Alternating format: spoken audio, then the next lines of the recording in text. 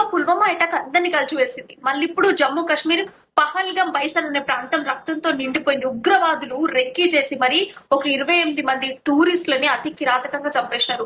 అసలు ఎందుకు చంపుతున్నారు, ఏం జరుగుతుంది అనేటువంటి విషయం వాళ్ళకి తెలియదు. అంత బిక్కు బిక్కుమంటూ చూస్తున్నారు.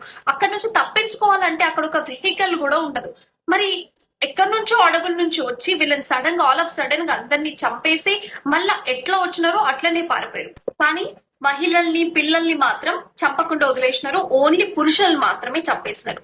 మరి ఇట్లా దాడి జరుగుతుంది అనేటువంటి ఇన్ఫర్మేషన్ నిఘా సంస్థలకు ఉందా అంటే ఉందట. వాళ్ళంతా భద్రతా బలగాలతో అప్రమత్తమై ఉండరు. దక్షిణ జమ్మూ కాశ్మీరు టూరిస్టులు టార్గెట్ అనేటువంటి ఒక ఇన్ఫర్మేషన్ కూడా ఉంది. వాళ్ళంతా భద్రతా బలగాలతో కూడా రెడీగా ఉన్నారు. కాకపోతే వాళ్ళందరి కళ్ళు కప్పి మరి వీళ్ళ ఆయుధాలతో వచ్చి ఒక 28 మెంబర్స్ టూరిస్ట్ ని కూడా అతి కిరాతకంగా చంపేసినారు. మరి ఇంత ఇన్ఫర్మేషన్ ఉన్నప్పుడు భద్రత ఎందుకు కల్పించలేకపోయారు, వీళ్ళని ఎందుకు కాపాడలేకపోయారు అని ఒక విమర్శలు కూడా బయటకు వస్తున్నాయి.